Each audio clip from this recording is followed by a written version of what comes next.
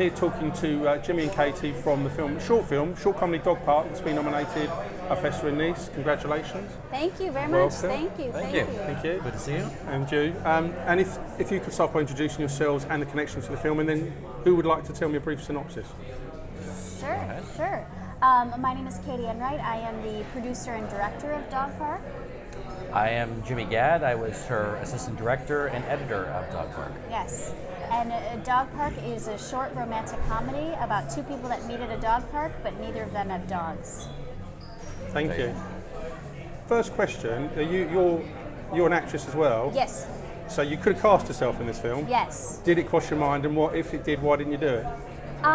It's because this was my first venture directing, and I thought, That's too many plates. let's Right. have one title. Well, I guess I have two. I'm producing and directing, but No regrets not doing it. Do you think that it's, just out of interest, looking back, do you think actually I wish I had? No, because I think part of it is being. I mean, a they're great director. in it. They are both excellent in this. Yes. To be fair, aren't they? Well, and our lead actress is actually the writer Right, of of course, it. yeah. So that was kind of the condition of using her piece was she And- wanted and to be she's- cast in it. She's the other part of Two Girls and a Guy production, so She's Right, the other okay. I'm girl. the guy. So. Oh, I see. Yeah, Right, so- okay. So that was a condition that but as long as I can be in the film. Yeah, basically. And the guy, Blaze Yes, Blaze Blaze. the guy, isn't it? Yeah. Yeah. Did he come as part of the kids, or was that a pure casting process with him? So it's really kind of funny. He is. I used to work in casting for commercial casting, and Blaze is a very successful commercial actor. Yeah. And he also worked in the same casting facility that I worked in. And we happened to be neighbors that lived 4 doors down, and we lived in the same place for about 4 months before we realized we were neighbors. Oh. And then Gilly was we were going to have a read through, and I kind of had a feeling that he would be great for the male lead. And I asked him if he would come and just do just a reading, because I kind of wanted him to be inspired by the piece, and I wanted to feel their chemistry. And he said sure. And so then I was laughing out loud as they were doing it. I couldn't stop laughing, and I just looked at him and I was like. Oh, so the connection was kind of instant. It was immediate, and it was hilarious. And then there was a lot of improv too. He's a very successful improv actor, and so is she. Yeah. And so they were both just improving, and I was like, this is it. And then I just said, hey, it's a one-day commitment. Will you do my short film? And he was like, of course. That was so much fun. And so we just went from there. So the casting was really easy. And the storyline itself, I mean, it seems, having seen it, you kind of think, why hasn't this been done before? Because it's such an obvious thing. Now, everything's obvious once you see it. But I know people go and walk their dogs, so I can see why you've done it. But where did the idea come from? The idea for her? Well, yeah. She wrote it. I'm not quite sure what inspired her. She's been in a relationship for 10 years with somebody and is happily married. So she's never really had to date experience in LA. it. She Yeah. does have dogs, so She that does helps. have dogs. Can you give us what is it like to date Nelly? Because I imagine it's just like a cauldron. I mean, I'm probably completely wrong, but No, what it's is terrible. it like? Is it? It's really Why? terrible. I don't know why it's terrible. I have so many great guy friends and so many great girlfriends, but for some reason, I don't know why. Dating in LA it's a different beast than most cities, I think. Is that because of so many people either wanting to be or associated with film work? Is it? I think that's part of it. Is a lot of people are very career driven, and so I think that it takes time to marinate. And I think this is a particular career that you're not super successful the second that you start pursuing it. I think it takes about 10 years. Everyone says is the average before you become successful in this industry. So I think that that's part of it. Is people aren't serious about dating until they're a little bit older, and then I think when you're in your late 30s, early 40s. You're ready, and when you're ready, and I think. Is there like kind of not the city to date? Is that kind of what It's you're not saying? the city. Plus, you've got millions of good-looking people. You've got Tinder, Bumble, Coffee Meets Bagel, Happen, and Christ, you I mean, just that sounds like mixes of drinks. Yeah, there. exactly. Tinder, what was it? I only know Tinder. What was the other ones? there's And the fact that you know them all, Jimmy, is worrying. Coffee Meets Bagel, there's Bumble. I mean, there's all of them, and it's the swipe mentality. You're like, attractive, not attractive. And you always, I think most people, and it's the Facebook mentality too, where everybody puts their best forward and who they think they want to be. And it's not true when you meet that person. They usually don't look like their photo. They say they're 26 and they're actually 96. You know, it's just like, everything's off, and it's just not a good. Yes. I'm in a relationship, I've been for years, but I can't imagine that kind of lifestyle. I know loads of people do it, and in fact, I'm talking to a filmmaker later, that an actress that's in a film that's sort of based on that, a serious thing that's based on like a Tinder app, which kind of is what you're alluding to. Honestly, I have no reference point of what that's like. I was just saying, actually, moments ago, I wrote and directed another short film called Happen, and it's a dating app that takes the GPS location on your phone and matches it with people that have been in the same spot that you've been in, right? Which is kind of creepy in a big way. Have you done this? You've done this film? Was that something? I have done it, yes. Right, okay. I'm in post-production with it right now. But so this girl just wakes up in the morning, is lonely, and decides that she wants to meet these guys. So she goes to all these places where she thinks that these guys would be, and she happens with them. Right, okay. Which is based on a real app. Is it based really? on a real app, Is it a comedy? It is. Yeah, thank It God for doesn't that. sound funny to me. No, it doesn't. I'm thinking, I bloody hope this is a comedy. Right, okay. So how's the reaction been to it? I mean, obviously it's a great film. I really love it. But what's been the reaction from other people that have seen this in general? What kind of feedback have you had? That it's really cute. Yeah. Lots of laughs. Funny. I think it's really helpful when you do a comedy that's short and tight.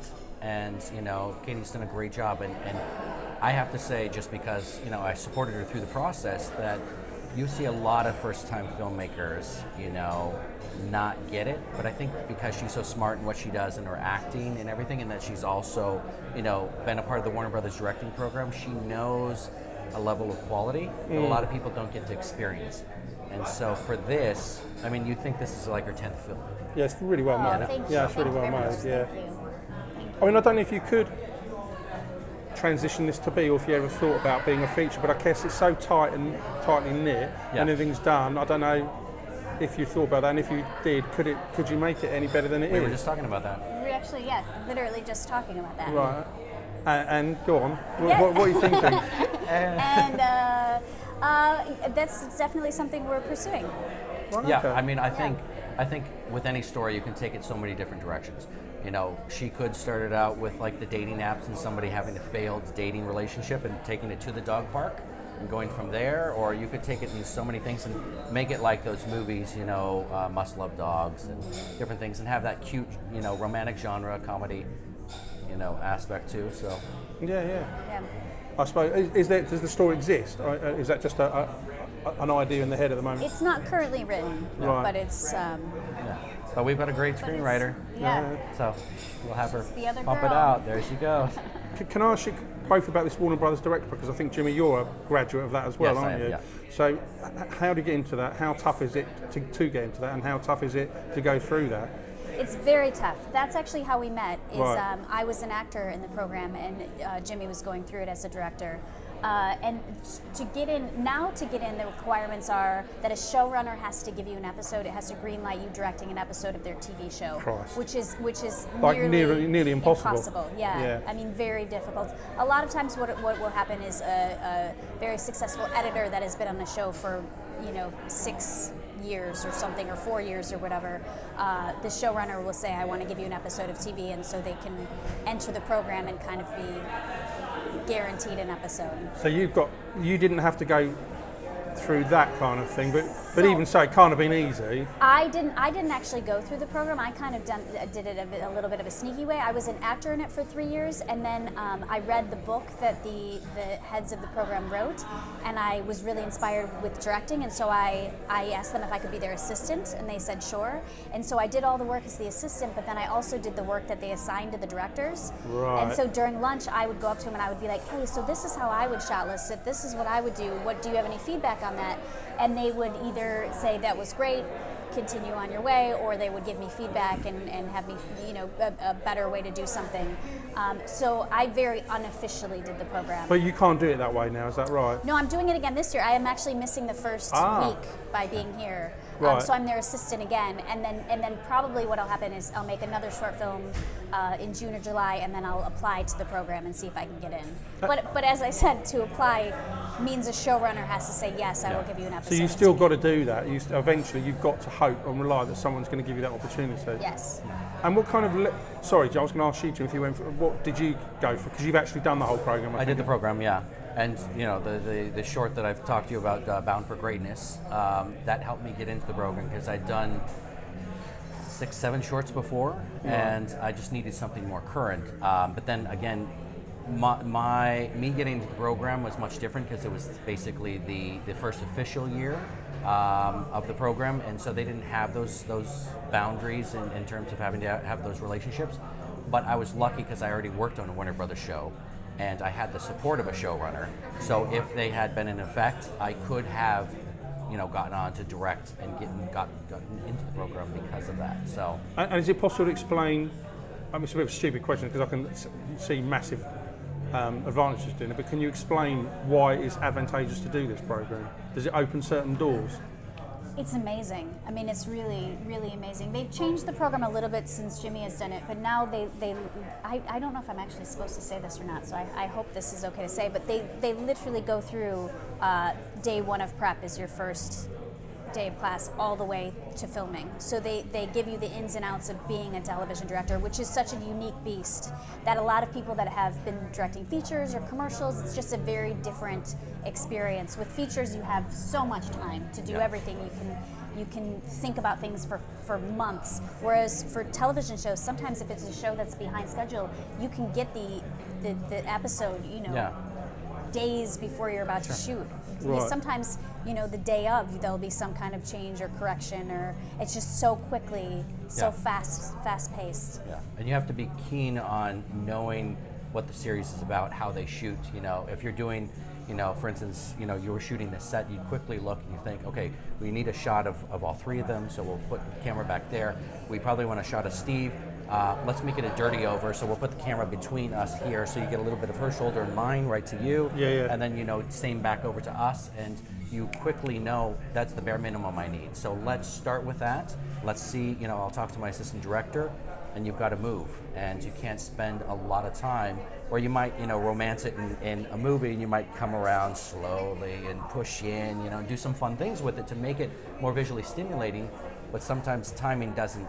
You just can't do that. You can't do that. Yeah. And if you do have time after you get those quick shots, that's once you know you're covered and you have a little more time, then you can kind of play with those last shots at the end of the day. But teaching directing is really hard, and that's what I think the program does really well with, is that because they take existing scripts, they take you to the actual sets, they have actors prepared, and you get to rehearse the scene all the way up until shooting with those actors. Yeah. And you learn how to talk to your actors. You learn how to block.